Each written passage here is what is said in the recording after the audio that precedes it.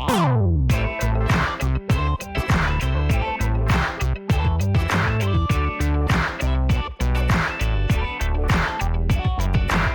everybody, welcome back to the Last I.T podcast in the world. I'm David Wheat, and he is not Derek Johnson, my regular co-host. That is Brian Vos from Torque Robotics. Hi Brian, welcome. Thank you. Yeah, pleasure to be here. It's great to have a chance to have a conversation. Yeah, we're going to do some banter first, as we always do, and we're going to have some fun. But before we get into the serious stuff, I'm going to tell people about it. Tell people what you do at Torque Robotics. Yeah, so Torque Robotics is an autonomous vehicle company, and we are focused in the autonomous freight industry, autonomous logistics, and we are getting a Class 8 self-driving truck out onto the roads. When we have a commercial launch, which will be in 2027, we'll be hauling freight autonomously from hub to hub. So pretty exciting stuff. We're in development right now.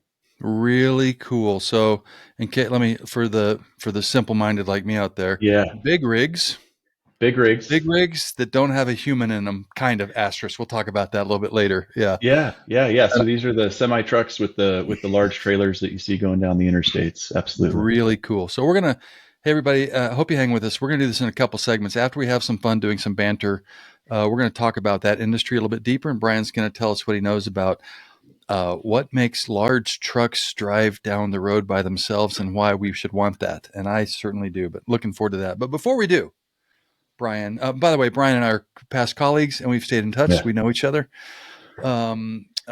Brian, we've talked about this, but I don't normally focus in on people's names. Like I don't say, hey, that's an interesting name. But there's a reason why I do. And as you know, your last name is Vos, or if I may, Vos. Yes. Okay. What's the etymology? What's the language origin of your last name? Yes. Excellent. So Vos is Dutch, and actually, my dad immigrated here to this country with his family. So I'm a second generation immigrant from Your my first father's generation side. born in America in your family. That's true. That's Wow. true. Yeah. From Holland or the Netherlands or Dutch, as we would say. Yeah. Terrific. And so what is tell the people what your last name means? Yeah, the translation is fox. So the furry animal species that proliferates and scavenges. And did your dad speak a little bit of Dutch in the household when you were growing up, or not very much? Not very much. Only on visits to my grandmother. My grandmother would still speak Dutch to him, but neither made any effort to bring us children into the fold on that. Well, too bad, because Yeah. Brian, I have prepared, because your last name is a Dutch animal, I have prepared a Dutch animal quiz for you because Excellent. you happen to have the mistake of having a Dutch last name. And so we're going to give Brian the Dutch animal quiz. I speak a little bit Dutch. By the way, the source of all of these is, I'm holding up this, the gigantic dictionary, English to Dutch, I that love we it. brought home from Belgium, where we studied Flemish. All right, so here we go, Brian. We're gonna give you 5 and a bonus. Okay, and we'll move through these, and they go from easier to harder. Ready? Okay. So put on your Dutch thinking cap. Okay, the first one's easy. The word is, these are all like kindergarten animals for the most part, except for maybe Excellent. the last one. Okay, so there's no except for the last one, there's no real tricks. Ready? Okay, the first Dutch animal, I'd like you to see if you can guess. The pronunciation is koe. Cool. Interesting. Koe, koe. Oh, wow. Oh, Man, I'm gonna have to go with a guess here. Uh, is that gonna be fish? well, okay, I see where you went there. I'll give you a hint. Instead, in America, this animal says moo, but in Holland they Oh, say boo. oh, excellent. Okay, so that might be a cow then. You might be a cow. Excellent guess. They do. They say boo in their children's stories and not moo. So, all All right. right. Okay, number 2. That's good thinking, though. Number 2, maybe this one was a little bit easier. Beer. Okay. I'm gonna say that's probably a bear. Wow. Okay, very Yeah. good. It's spelled just like the word beer, what we drink here, but it's pronounced beer. And it is bear. Good. All right, 1 for 2. All right. Doing very well. Okay. See, the Dutch is in there, Brian. It's in there. Yeah. It's in there from your grandmother. Okay, number 3. This one you have to think a little bit extrapolaneously. That's not a word, but I made it up. Okay, All word right. number 3. Hond. There goes an Hond. Hond. Mm. First thing that comes to mind. Horse.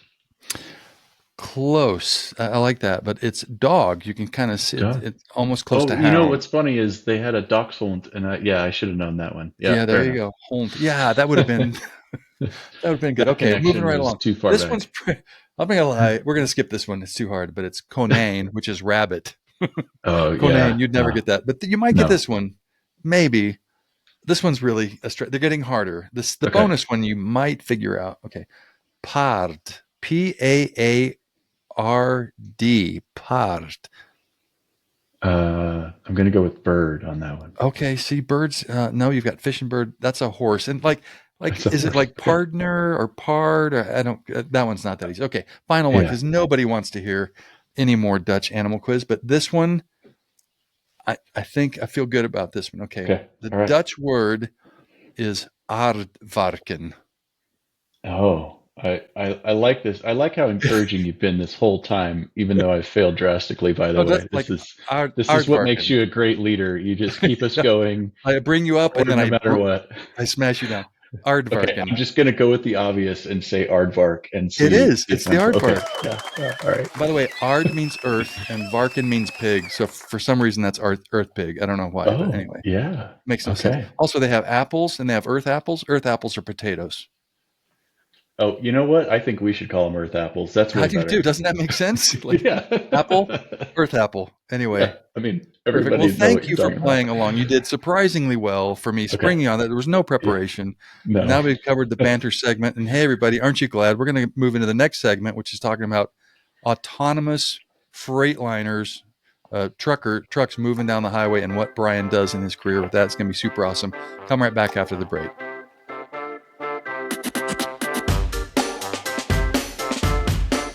Hey, everybody, welcome back to the Last I.T. podcast in the world. Again, I'm here with Brian Vos from Torque Robotics. He is an engineering manager for Torque Robotics, which, as he explained in the intro, is in the business of making gigantic trucks which drive themselves eventually with no human being.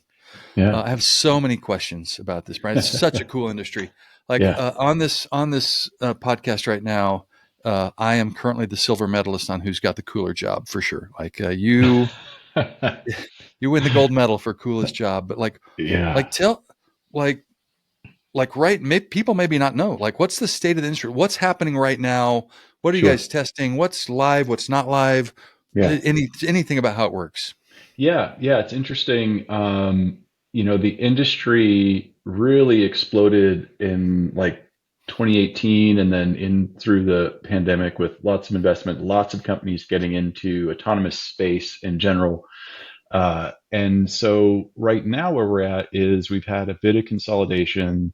There are now what could be considered a few major players in the Class 8 trucking space, which when I say that is, again, the large semi trucks that we're familiar with going around on the highway. And so where Torque lies in that is we're actually a majority owned independent subsidiary of Daimler Truck. Mm, And so when you said Freightliner, that's their brand. That's sorry, what yeah, they that's a get out brand. there.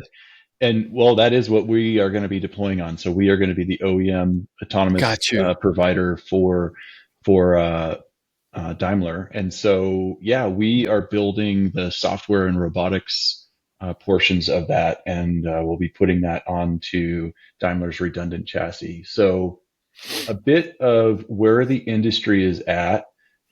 We are in basically the I guess you could call it final stages, but we are on road tests with safety driver behind the wheel. We have just completed. We did a press release of a closed course. Successful driver out test. So this was no one in the truck at all, with full trailer and load behind it. Tested around a track autonomously up to 65 miles an hour, which is significant because, as you can think, you need to be able to go down the interstate at interstate speeds to have a viable product in that. And it's a kind of a different animal than going around the urban environments or lower speeds where like the robotaxis operate. Yeah. So yeah, like I said, I think I mentioned in the intro, we're looking to commercialize our product in 2027, which is going to be our go live, if you will. Mm. And Go yeah, live that's with a that's the brief safety, one. probably with a safety driver, a human driver. Yeah, I mean, we'll be working towards the driver out portion of that fairly quickly Okay. in I've in got in that launch. Yeah, I've got a couple questions about what we've said so far, if you don't mind. yeah, I of don't need to course. know all 8 classes of truck, but what's a class one, for example? Like if we go on a class eight is the big I, boy. It's I the don't know biggest, that right? I know Class. all 8 classes That's right. Like either, pick one. What but do you? what Yeah. happens when you start commercially rating a vehicle is you're hauling freight for money, right? So it's even before like the gig economy took it over, to have a licensed taxi was different to drive even a passenger car commercially, so to speak, as a taxi cab. So a lot of the initial classes are just commercial use of Mm. trucks that we would be familiar with, just kind of smaller vehicles. Um, Anything that has to register with the government commercially is given a class. yeah, Is that yeah, true? right, Okay. right. And so, yeah, the smaller trucks, at least in the AV space, it steps down to what you uh, are commonly called like box trucks, kind of like the Hmm. U-Hauls that you can rent yourself. Um, and I don't know the class on those because, Totally yeah, okay. I'm a Yeah. software But engineer. so when people talk about like a CDL, which is the commercial hmm driver's license, you'd hmm have to get a certain driver's license for maybe it matches the class that you can drive. You've Yeah, checked for out. sure. Yeah, Yeah. yeah, Okay. yeah. Yeah, I've got another question, and then got a couple. So, if you don't mind describing a little bit, like what's a testing closed course like? Is it just an oval? Is it simulating stop and start? Are there cones? And I don't need Yeah, strategic details or proprietary details, but what yeah. are you trying other than getting up to 65 miles an hour? What are some other things you're looking for in your closed course testing? Yeah, for sure. We are validating our use cases. So we are building a product that has use case specifications, safety specifications, and those are what we validate against. And so we actually start all the way down in the simulation space, Hmm. and we simulate those and run all of our software through the simulated environment. Then we do have like what's called like hardware in the loop or test benches, basically all the hardware that's not a truck rolling down the road to make sure it passes all of that. And then once you get onto a closed course with a truck, you're validating the same safety cases. So we do have some surface street driving, which is, getting yourself to the interstate, if you will. So those are some intersections and on ramps. So a lot of the closed course facilities can set things like that up. Uh, a lot of the test facilities will allow or have like intersections in them where you Hmm. can make a controlled environment around that. Traffic light, Um, maybe, or a stop exactly. sign or a Yep. yield Yep. sign. Crosswalks. Yeah. So yeah, so you can get fairly sophisticated close course for like our 65 mile an hour test. It was just testing open highway um, with a lead vehicle in front to make sure that we're adequately spacing those kinds of things. But Great. yeah, so setups can vary. And I'm fascinated by this, and I know that. Yeah. So let's divide. There's probably because there's two kinds of people in the world. Those people who think there's two kinds of people in the world, and those that don't. Um, like there are like I'm so excited for autonomous driving for my personal vehicle, and I don't like I'm not jumping at Tesla or anything like that, but my little car does a pretty good job of keeping me in the lane and sort of hmm spacing me. I can't wait hmm till I can just sort of read a book Yeah. safely. Anyway, I'm a big fan, so I can't wait for it to come. But a lot of people, of course, would be concerned about safety. hmm They're probably opening their papers and reading about somebody who misused a mm self-driving feature in just a passenger car. These are mm the things that are making headlines, right? Someone fell asleep while they shouldn't have driving their car, mm and that's what they're going to probably connect the dots to. Now there's a gigantic vehicle, and mm so do you also? I'm sure you take safety as paramount. I'm sure there are regulations on safety. Your use cases hmm cover that. when you're on a close course or in a simulator, I love that you guys have simulators. That makes a total amount of sense. I would assume you're also failing components occasionally on purpose. You've got redundancy. Talk about sort of maybe, if you don't mind, the technology. Like, what are the things Yeah. that is helping it see the road? What's the redundancy in it? And then, like, what are some maybe ways that you've seen safety be addressed in what you're exposed to? Yeah, absolutely. There's a couple of things maybe to talk about in that. One is the features that are coming out in the vehicles that like you and I buy. You mentioned some lane keeping, probably some adaptive cruise control where you don't bump into the car in front of you, it slows down. And Automatic that's braking, automatic collision braking. sure, yeah. And those are all so there's ratings for level of autonomy in vehicles now, and it's Mm. basically 0 through 5. And so to not spend too much time describing all of them, and I don't have them all memorized by rote anyway, but 0 through 3 are really the levels that we deal with, where 0 is a manual car with nothing, you're in charge of it. 1 is even simple things like regular cruise control, where it's able to do something for you, but you're still pretty much driving. And then in 2 and 3, you get into this area of what's now mostly being called like these advanced assist driving, advanced driver assist systems, those kinds of things. And all of those, what's really important to note is they all still require the driver to be the one paying attention and able to take over. And that's where a lot of the snags can kind of happen. That's what's being released out there. And to the extent that people pay attention to that and are using them safely, that helps the safe use of those. What Torque is building is what's called a level 4 uh, autonomous system, Hmm. and that is able to fully drive itself under specified conditions, right? Where Hmm. level 5 is you can just type in an address and it will figure it out. Cones if And the road's closed or there's a right, yeah, snowstorm or yeah, exactly, it's yeah. yeah, It's going to navigate everything, and there's actually debate in the industry in general is like how attainable is level 5.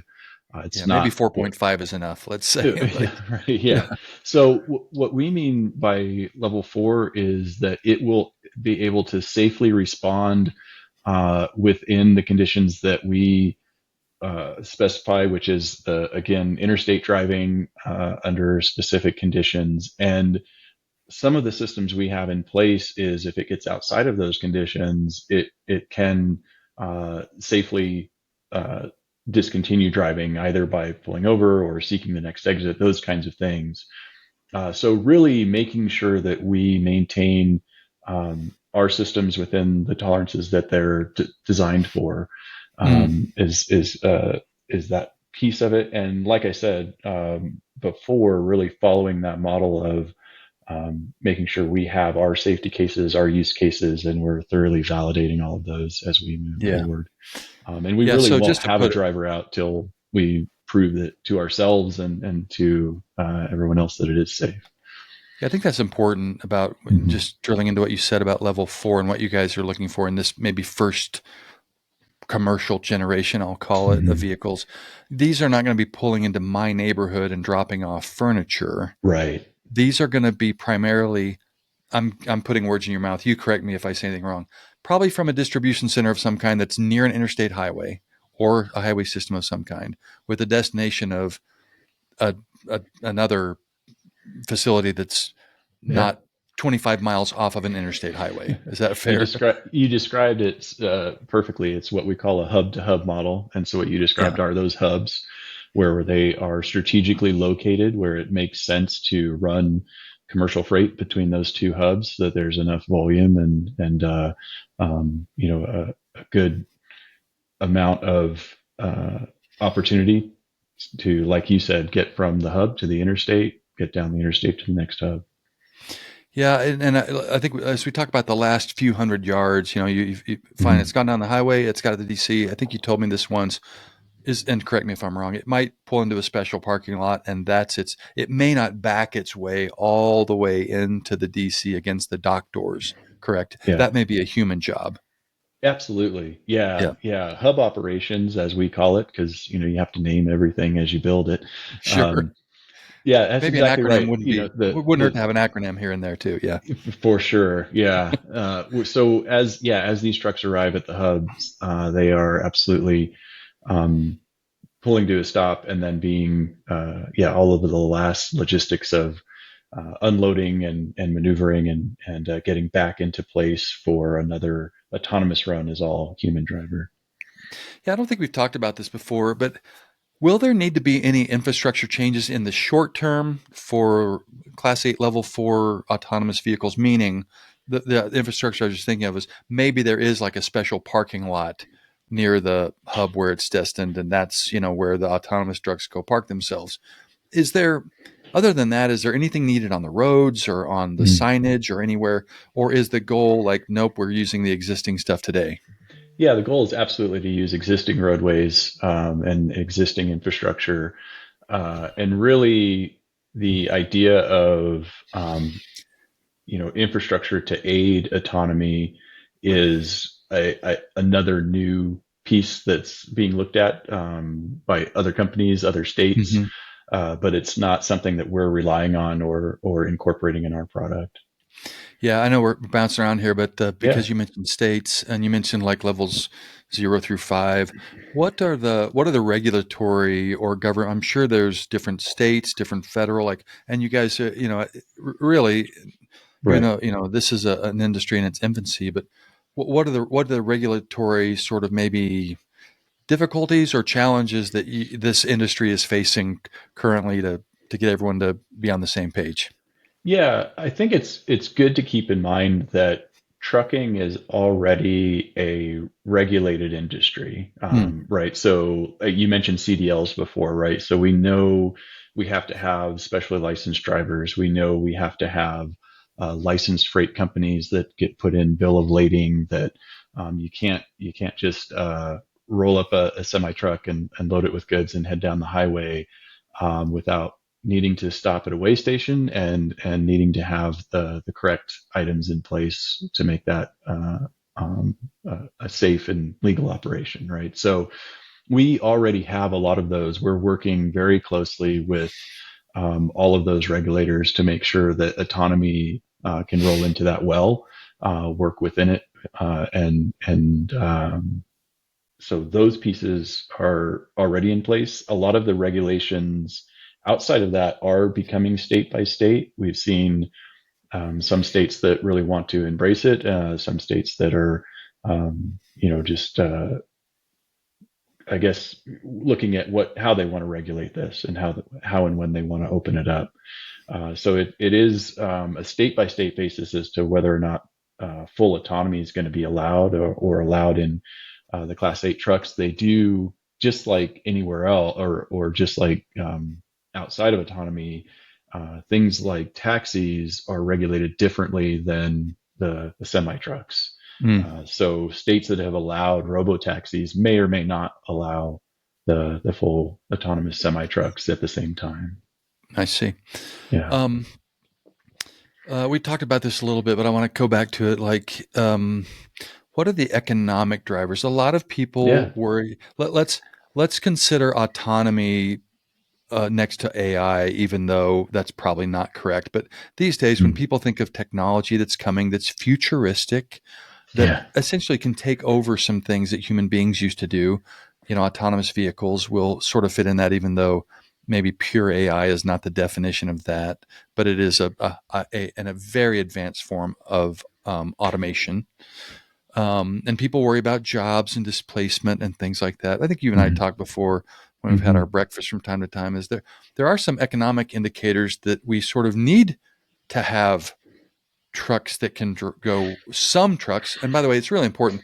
Nobody's talking about all trucks yet. We're talking about some trucks, Yeah, I think some that's routes, some uses. yeah, And we'll yeah, get into the box trucks in Dallas in a minute. But so talk about some of the economic drivers that people are seeing. Is like, yes, there's a demand for this, and here's why. yeah, absolutely. So a few things to keep in mind: just the trucking industry in general, probably outside of autonomy.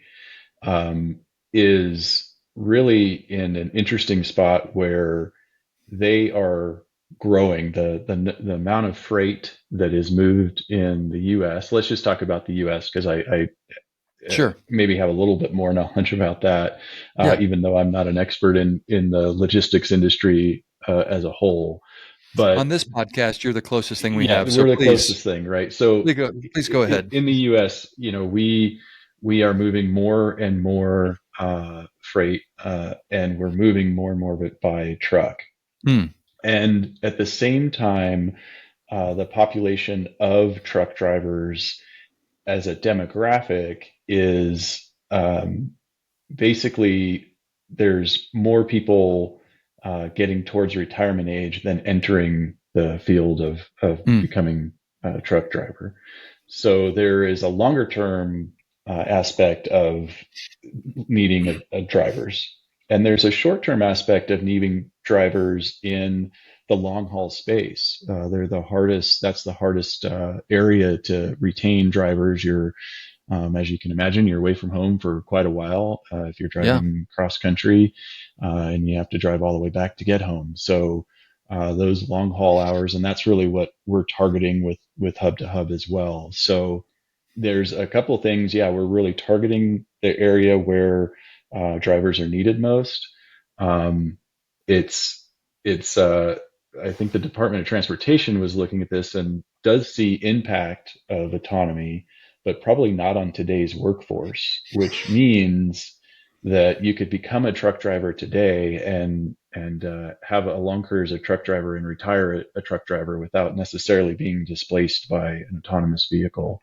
Interesting. Um, so yeah, I think those are maybe the larger economics. There's also the opportunity with creating a new space like this or a new technology that isn't just fully replacing humans. It is kind of Hmm. changing up how we interact with moving freight with semis. You mentioned like specialized hubs, which absolutely there will be, and there'll be specialized jobs at those hubs. So there'll be hub operations, there'll be autonomous driving technicians, right, that know how to deal with the extra equipment and sensors and things that are on these vehicles. And there'll be also what we call mission control. So if you can imagine the logistics operators that are used to being on the phone with drivers and working that way are now going to be working through software portals and communicating with trucks digitally. Similarly, for observing and helping the autonomy get out of situations that need Right. assistance, those kinds of things. There's remote assistance and those kinds of things. So there's a lot of new jobs coming along the path of replacing some of the drivers on the road. Fantastic. This podcast has been, even though we're a technology and IT and career and kind of work life balance fits in a lot here, but I beat the drum a lot about the fact that our workforce is rapidly shrinking. So, Yeah, and you alluded to it. You alluded to a very specific industry that's being addressed by autonomy. But just to reiterate it quickly for those who haven't heard me talk about it, but the demographics have been unfavorable to an increasing labor force for about 30 years, but they're really picking up steam. Is yeah, that people have seen it coming? Nobody's listening. We don't really like long-term problems. We can only deal with short-term problems. right. But I happen to be in surprisingly the boomer generation that is the biggest and about to retire the fastest is those born between 1960 and 1964. And that is a cliff of current workers, just a cliff. And it's all going to go away very, very rapidly over the course of people can work however long they want, but some will check out, some won't, but it's going to. And then you've got decreasing birth rates. The point is there are multiple demographic factors that essentially are going to drive us to need more technology, autonomy, automation. I talk a lot about it in corporate IT, like how you can do more with the staff you have by Yeah, integrating, automating.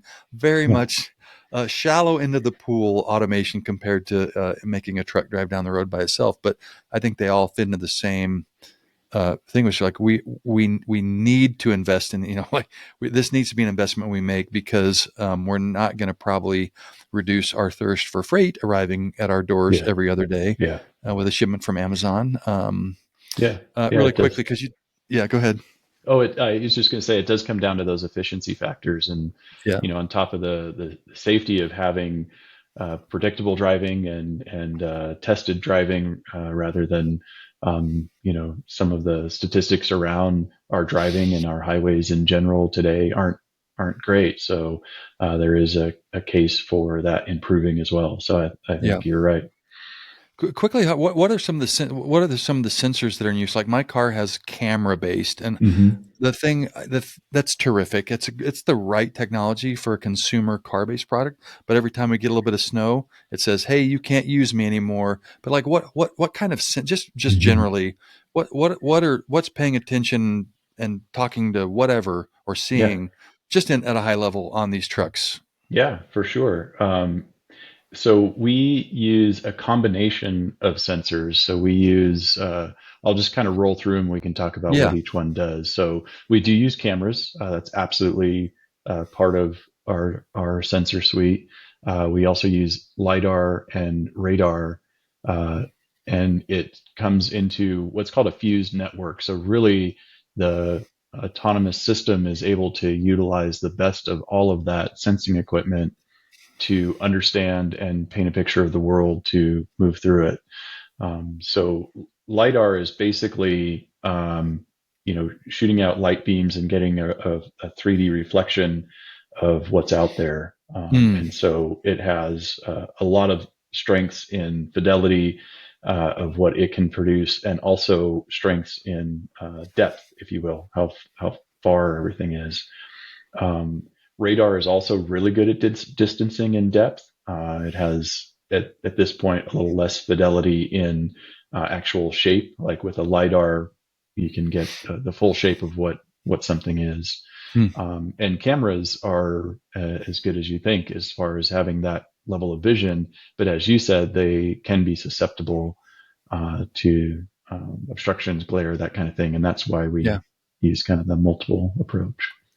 And we're closely coming into what. So what I'd like to finish up this segment is learning a little bit more about your role within Yeah. the platform and what you and your team do. To the extent you can Hmm. talk about that. Two things. One, you recently. I was thinking about you today because I was thinking about you guys have just announced, or Daimler has announced their platform that was born to do autonomous trucking. Versus Yeah. you guys have been retrofitting existing trucks that were regular trucks, correct? Correct. And now Yeah. and what Initially. Yeah. I thought about the first motorcycle was a bicycle with a motor wedged on it, right? And then they decided to make like, what if we built a motorcycle from the ground up? And they're very different than a bicycle with an engine. So tell people about maybe quickly the difference between like why that's important maybe for the future of it. Yeah. Like it's a pure play platform born to do autonomous. Yeah. Uh, One of the primary drivers of that is the redundancy that we need in autonomous vehicle chassis, especially to be commercially rated and as safe as we want it to be. And so the primary areas of redundancy is one in power, because autonomous driving needs to be powered up to be able to operate. So there's redundant power on the vehicle. And then the other Do pieces you mean engine or primarily do you mean the things that power the sensors? electronic Yeah, power. Yep. yeah, Yep. Yeah. So yeah, that battery makes sense. systems and It would alternator be bad to systems. lose the power to your cameras, your radar, and your lidar. That would be bad, 100%. Yeah. Yeah. right? Exactly. Yeah. Okay, good. And What else? the other pieces are, if you can think of like what can otherwise be actuated by a human driver, is primarily, especially in a safety situation, the steering and the brakes. So if you have power steering go out, you do have someone that can pull on the steering wheel. If Right. that's not there, we need redundant power steering, which is exactly what this chassis has, as well Mm, as redundant braking, so that if any of the one systems go out, there's another system there that can still actuate those brakes or steer the vehicle. terrific. Not to. over glamorized industry, which I think is just as sexy as I'll get out to begin with. But it sounds Yeah. a lot like the space program. The space program says, hey, if we're going to send people in space, we've got to have two of everything and then a backup to Yeah. Right. everything, and you guys are on that spectrum a little bit in the area of safety Yeah. Yeah. and being able to You heard control it. me before. What we call our suite of software that manages these trucks is mission control. So, I think Yeah, we kind of have the same same attitude. perfect.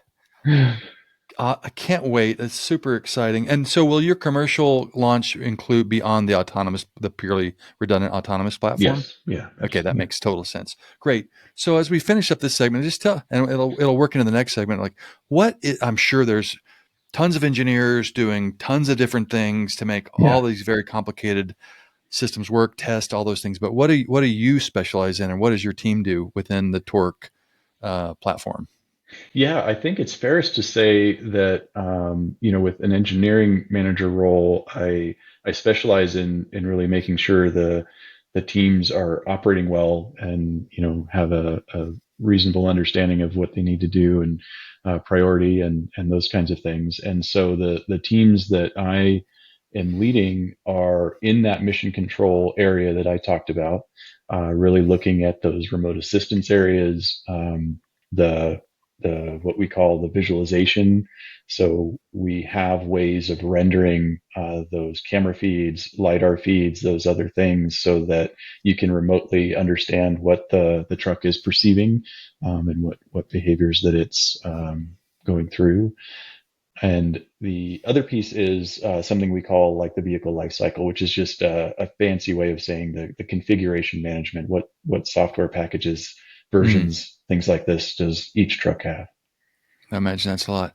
When you say visualization, I just really, in my heart of hearts, hope you mean that it's this string of like green digits, like falling down the screen, a la Matrix style, It and that is a you guys string can of somehow light green digits coming over the air to our system. fair, We do close try to enough. render it a little bit more human readable than I'll that, but take it. If it's in my mind, it's still going to be like the Matrix, and only you guys know what it's saying. And I would really fair. find that fascinating. All right, we're going to move on to the next segment, but before we do, the panel vans. There are currently production box truck size things that are Hmm. running routes in some parts of the U.S. Yeah, I know that's not your space, but just since we're right. talking about the industry, there is currently deliveries or some kind of thing happening in the Correct. Texas area. Just quick snippet on that, and then we'll go to the next segment. Yeah, I think it's interesting. It's a different part of the logistics industry, so it is a more of instead of hub to hub, it's a bit more a distribution center approach. So, like when a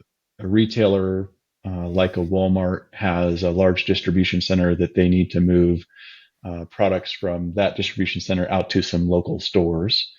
Yeah, these smaller box trucks have defined routes that they're able to do that in, and start to move that. So it's Yeah, and again, sorry, key point like defined routes. This truck will always go to here or it'll go to here.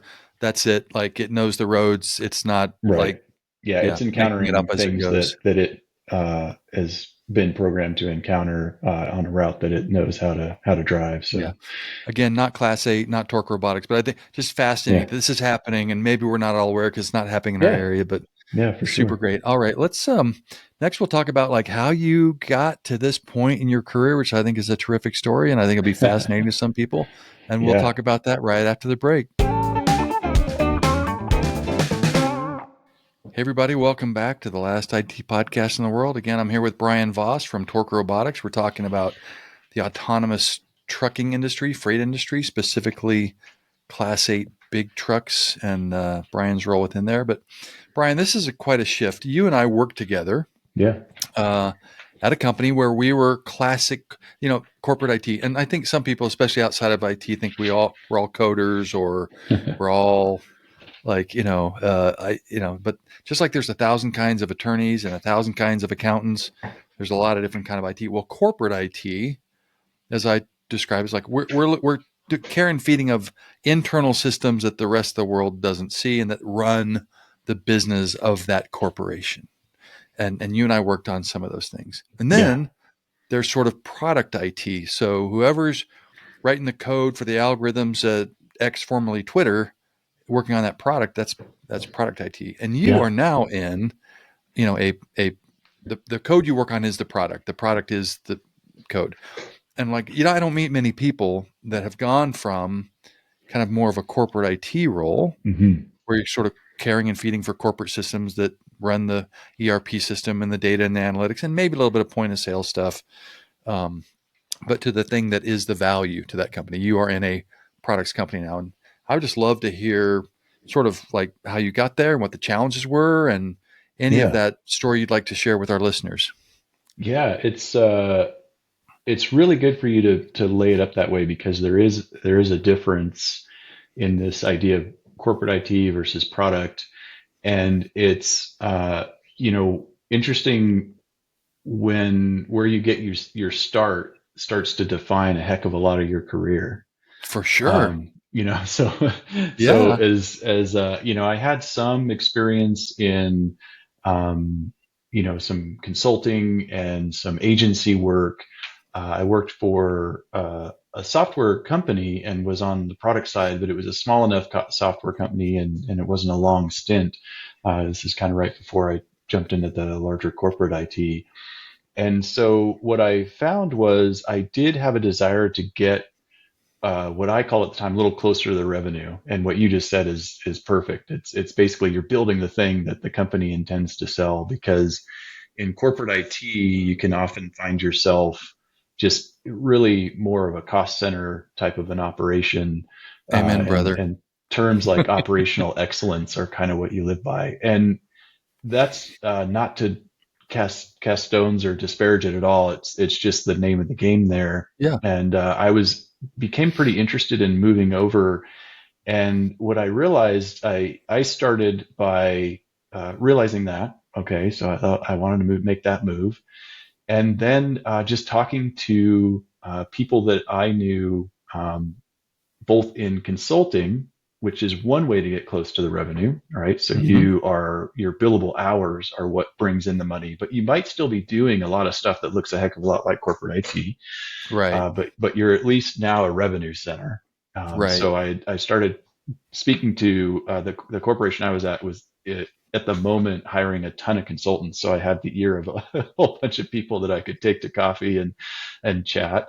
Um, and for the consulting side of it, it was interesting because they said, you're far enough in your career, we can't hire you as a beginner, but we really prefer to bring beginners in because we can just basically indoctrinate them as a consultant and see Mold them how into our own exactly how image. hard they'll work for billable hours, Yeah. and wean them out. But if we have to kind of bring you in as a mid-level or a senior level person, and you're not going to hit the ground cranking out billable, you might not survive here, right? They were. Hmm. I had a few nice guys that were really willing to give it to me straight, Yeah. And um, that is straight. and that's pretty straight, Like right? Like if you're old enough they're to have discovered work life balance, you're not a fit for some of these meat grinder consulting companies. 100%. Yeah, Yeah. I had one consultant said, "I'll support you all I can getting hired here, but they don't want you for that reason." Yeah. You're And too old, so, basically. Kind of. I yeah, mean, yeah, you're yeah, too you deep in can. your career. Yeah, right. It's yeah. So and speaking to some product companies really through finding recruiters, because I didn't have a lot of connections. And I did have someone at Salesforce, similar. They're building a product at the time. They're really highly rated as an employer. So I did get in touch with some internal recruiters, which is always the best way, is to try and find someone who actually works for that company that is in charge of hiring or at least screening. And similarly, this person really talked me through. Well, you don't have a whole lot of product delivery experience, and it's interesting to note that like projects that deliver pieces of software are not considered that. Um, and Right. so, yeah, so I kind of, I say all of that to acknowledge that if someone is considering this, they might feel that there's some barriers, and they're not wrong. However, they can be overcome. Um, so what I ended up doing is kind of going to a lateral move before I moved all the way over to where I wanted to be. So that's Mm. a long-winded first answer. I'll let you I'm dig going to in stop you there somewhere. because I want to keep a breadcrumb trail because Yeah. I'm learning too. But like if we were doling out career advice, there's already been like a really good nugget in what you've Yeah. done, and that is like, first of all, I realized that I had an ambition or a Yes. career move desire. Like, and many people don't ever take the positive. Totally fine. Like if you, but first that the second thing which I think is important was once I realized that, I started talking to people like who's, and it doesn't matter who those people were or how you knew Yep. them or how you connected them or whatever, like, but this is so important. And I should do my own version of this sometime. But like before I got into consulting, I talked to a bunch of solo consultants, and I Hmm. mean, it's Yeah. just been gold the whole Yeah. time. Yeah. Yeah. So I You've had love a that. similar Like, journey that other people kind of wonder, how do you do that? and but Brian, I'm putting words in your mouth, but I bet people were willing to. You even said, someone said like they were willing to help you along the way. I think people are waiting and willing to answer people's questions if they ask. I have not run into Yeah. any barriers. If I say, "Hey, can I pick your brain about something?" Most people are happy to. So, Yeah. sort of the encouragement, if there's anyone listening that's just on the bubble or thinking about stuff, is like reach out to people and say, "Can I pick your brain about stuff?" And they often, and I'd like to hear your thoughts on this. They may say, "Yeah, I'll help you a little bit. Oh, by the way, you know who you should talk to? I've got a friend." Right. And suddenly, you're sort of finding your way. Did you? I think that's some of the things you were saying, but I want to keep going with your Yeah. lateral move, unless you want to Yeah. comment on anything I said. No, I think you're exactly right. And I do think that people are willing to, because all you're asking for is a conversation, right? I think Cup of that's, coffee, conversation. Everyone's yes for that, yeah, right? Yeah. yeah. I mean, I wasn't directly asking for a job or please hire me, so I think that's kind of the important piece too, is make Yeah. sure you're in that information finding mode. Yeah, And don't have a dual purpose. Just yeah, just yeah, gather information. yeah. Great. Tell So, me some. You made a lateral move. Tell us yeah. what the So, thinking was there. yeah, well, one of the thinking was really, I think, trying to leverage my network. Like, who do I know that can maybe help me get a stepping stone towards what I want? And I mentioned that we'd hired a lot of consultants even when you and I worked together. You'd bring in consulting companies for certain projects, things like that. And I had stayed in touch with some folks and got in touch with them again because the other piece of this that I didn't mention, not only did I want to be closer to the revenue, but this was like 2016-ish, and I really wanted to work remote and work for a remote company or at least a remote team, not just be allowed to be the guy working at home when everyone else went to the Right. office. Right. And that was sort of novel then. Yeah. 2016 is, hey everybody, Yeah. just on your calendars. That's pre-COVID, so Yeah, yeah. For that's not when anyone we all went remote. playing the home game on the dates there. Right. So I had remembered this consultancy. I thought I think their team was remote. So I got in touch with them, had another conversation, and they, through talking with them, since they knew it and worked with me, I had known it and had worked with them. Being a known commodity, if you've ever done hiring, is a big deal, right? Because And there had been some otherwise connection it's to blind them. dating. Yeah, otherwise it's a Yeah, for blind date, sure. And so Yeah. Mm, so they were willing because of that, knowing that I was, generally uh, a professional they got along with. They were willing to take a risk and say, if you're willing to come in and get up to speed on, at the time, cloud and Azure, which I hadn't had a lot of experience in, and that's what they were rolling with.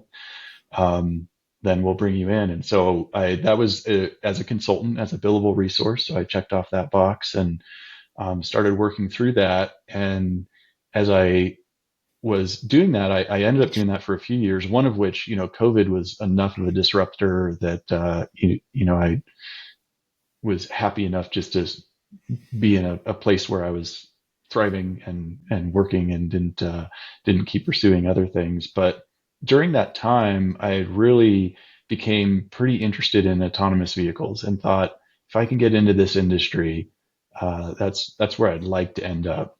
mm, And I realized that I didn't. This is interesting because I couldn't follow our advice that we just gave. I didn't know anybody in the right. industry, nor was there any even place to walk to near my house to go try and meet.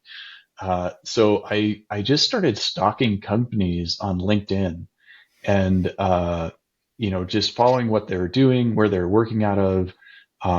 And pre-COVID, they were all, relatively smaller companies working either in Silicon Valley, some down in Arizona, where testing was very friendly at the time, and or near universities. And so it was like, man, I don't know if we're willing to move and go work on site at one of these smaller companies. Um, and then after the pandemic, one of these companies named Torque that I was following started posting a lot of jobs, and they were really embracing remote. And so I did something that I haven't ever done, which is I gathered up my resume as best I could, and I found the job description on their website that matched me closest, and I uploaded my resume and applied. Which may be, another piece of advice of like, don't be afraid to put yourself out there because it You can had end never well. which part of that you'd never done before? Just like a blind resume A upload blind to an resume. Yeah, I online had job? gotten You all you my sort of jobs always through networked your people I job know. way into Yeah. jobs. Yeah. Yeah, Yeah. yeah. Well, I didn't mean to talk over you there. You're No, saying like, don't not be at all. afraid to apply, but I will tell people my number one career advice is like everyone writes job descriptions like a Christmas list. If you Hmm. don't tick all the boxes, but you tick a few of them, I mean, be realistic, but don't Right. be a perfectionist. Like apply, make a clever cover letter, let your personality out, Yeah. those kinds of things. You don't have to tick all the boxes, but as Wayne Gretzky said, you miss all the shots you don't take. So Yeah. Yeah. And I put will yourself out say, there. Were your words? yeah, I will say put yourself out there. For people that haven't done that a lot, a couple of the things that I picked up on through mostly being a hiring manager and through some of, when you put yourself out there, it's best to try and get close to the company that you want to be hired from. So if you're getting hit up by a recruiter, if it's an internal recruiter that works for the company that you want to be hired to, that's much better than some of the other recruiting agencies, unless you really want contract work. There's nothing wrong Right. with it. Just be aware that it's a different hiring path to go through third party recruiting. Sometimes Yeah. sometimes it's the policy of companies to go through third party, but just try to be aware of that space. Yeah. Backing Yeah, up a step, how yeah. important was that lateral company specifically because you really got a lot more, I'd say, cloud architecture exposure, Hmm. and that was that. Has that been how useful has that been now that you've landed at Torque, or Yeah. was that helpful some, but not as much as for what you're doing? I think it very much was. I think, um, yeah, getting into a bleeding edge technology like cloud, and doing it at scale and having a lot of rapid project experiences. Because as a consultant, the minute you're done, you're starting over at another place. So you don't get into a lot of run modes. Like, and again, back to corporate IT, you get in once you deploy something, you're going to have to run it for a while, really optimize it. And with consultants, you kind of go in and help get everything in place, get everything migrated, get everything architected, and then largely leaving the run Move on. Yeah. operations for Fire your and forget client. kind of. A little bit, Okay. yeah, Yeah. So now you land at Torque Robotics. It's a product company. You're in the yeah, product side of things for the first time, kind yeah, of, in your career. very much And so. like I mean, if you can think back to your first 6 months there in that transition, again, from corporate IT for most of your career, kind of a lateral in between, but not all the way there. Now inside of a products company with like a multi-year goal to develop a product. So just, is there any like thing you remember from your first 6 months that was challenging or inspirational or anything, like, because that is the transition moment. You're there, now what? Yeah, yeah, yeah, yeah.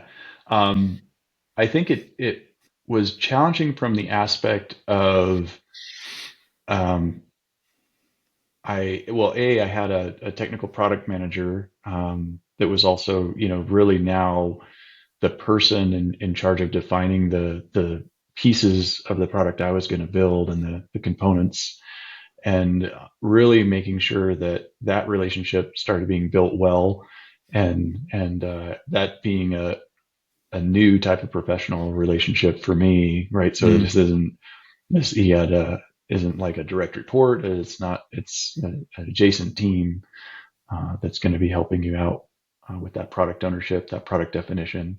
So that was something just to be aware of, start to learn. Yeah. Definitely inspirational. I mean, I got to go to our test facility, and it was always on my bucket list to even ride in a large semi truck, much less watch it drive itself while I did. So that Wow. was awesome. Awesome. Yeah, yeah. Speaking of which, you mentioned Salesforce is a product company. You could have been Mhm. you could have said, I'll be a Salesforce developer. Yeah, And that's great that there are cloud-based solutions of which the product is essentially vapor. It's not a thing that drives down the road. And yeah, so when we think about a product developer with a tangible product that you could point to and say, hey, I work on things like that. I'll give you my analogy and I'll ask for like the difference between that. Like I've been in corporate IT a long time. I've been at a couple of manufacturing companies. When I got to a food manufacturer where I got to see how like yogurt got made at scale and you could right. see it and you Hmm. could go touch it and you could walk out. Well, you shouldn't, by the way, don't touch the yogurt when it's flowing through. They really frowned on me when I said, can I touch the Yeah, yogurt? They're like, no, don't yeah, touch the yogurt. no, Are you sure I can't touch the yogurt? No. Anyway, but like the physical product coming out and shipping and being eaten, you can see it in your stores and say, I work yeah, at the company that does that, even though I was corporate IT. To me, probably a personality thing, where mm, you sort of self-selected. You said you got interested in autonomous trucking. There's probably a part of you that like, and this is a thing, a physical thing. And it's not, again, there's so many yeah, great careers out there. You can stay in corporate IT your whole career. That's what I've done. It's terrific. You can be product developer like you and other people I've known. You can be in sort of the software product development, or you can be like, I'm developing essentially firmware or the thing that makes the thing go. I know firmware is not quite the right word, hmm, um, but I do think there's like an extra measure kind of satisfaction of, like you said, writing in the thing that you're working on a little bit. I don't know if that rant or yeah, that little yeah. monologue made any sense to you. Absolutely, yeah. I think, and people that uh, want to contemplate a career move, those are really good things to think about. What is going to drive that interest and drive that inspiration? Um, and is it that it's tangible and you can, see it in stores or talk about what the thing is, or is it more intangible, meaning you can define it to be, some of the software products are pretty greenfield. You can define it to be whatever you want. Or do you say, gosh, I really want to help optimize or help certain companies run, and that's corporate IT, right? Like I really want to be part of a type of industry or anything like that, or I just get satisfaction out of helping things run smoothly or Yeah. don't go well. Or I like pets and animals, so I'm going to go work for a company that helps with animal welfare or pet products or like I Yeah. think you're really making a good point about like think what it is that you and that you really that really floats your boat, which is not the right way to say that, but you're really attracted to or it really interests you. And the nice thing about technology these days, technology careers, is it touches every industry from pets to food to Yeah. software in the Yeah. cloud to class Absolutely. eight class eight vehicles driving down the road. Yeah, yeah, and even above just that technological achievement, I do think that the impact it'll have on the logistics industry is positive, on the Mm-hmm. safety and environment elements of that is positive, and I also get really inspired by just having an impact there as well, and being a part of that overall industry. So Yeah. yeah, This doesn't really apply, but it's adjacent. I think this comment, we'll wrap up with this. I'll give you the final word after this, Brian, but it's not quite the same thing. But when I'm driving down the highway at 75 miles an hour and I'm passing someone and I look over and they're typing with both hands on their phone in the driver's seat, I say, please, please, please, can autonomous driving cars come soon, soon, soon? Because I think we'll all be net safer when we take the human beings out of certain things, And again, we're not taking human beings out of things. We're replacing a career field in autonomous trucking, which is rapidly dwindling. mhm. And So, but yeah, big fan. Can't wait for it. Terrific. Anything to wrap up like you want to share before we call it an episode? Well, we have covered a ton. I will say, if anyone's found inspiration in any of this, there are tons of publications on autonomous vehicles out there. There's a lot of companies that like to put information out, mine included. So there's a lot of places that you can research and learn up. Or if you're starting to think about your own area of interest. Do the same in whatever your area of interest is. Terrific. Thank you, Brian. Sly Yeah. like a Vos. Brian Vos. Rapid fire final question. A hond in Dutch is what, Brian? Oh, a dog. Thank Yeah. you. Well, Yeah. see, wow, good Rapid job. recall. Your Dutch is already, you come on my podcast. I learn from you. You learn from me. I We love all it. go home happy. This is perfect. Really a pleasure to talk to you. Thank you for sharing your journey, Always a both pleasure. career-wise Yeah. and in this Yeah. really cool technology space with my listeners. Thanks for having me. All right, take care.